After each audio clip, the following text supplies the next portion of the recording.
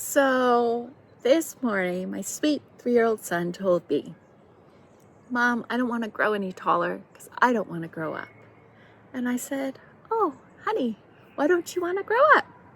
Because I'm always so curious to know what's going on in his amazing, amazing mind. And he said, "Well, if we grow up, how do we get to be a kid again?" Oh, so much insight. So I told him, well, I totally agree with you. There is no rush to grow up, and we should take our time, take it slow. You don't need to worry though, because our inner self, our inner child is always there.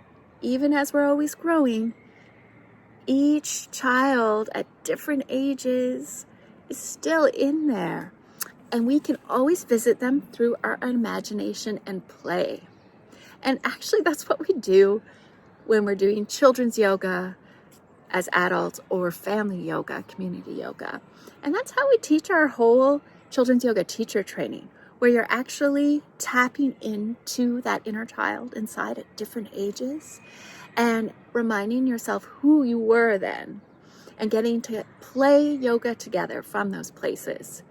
What this does is it helps you develop the perspective of young people at different developmental periods, develop a little more empathy for what they're going through, more compassion, and it gives you an idea of what might be most appropriate, knowing that everyone's unique.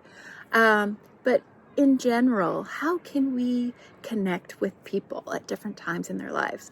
And how can we connect to that part of ourselves, which can actually be a really healing and joyful process if we dive deep.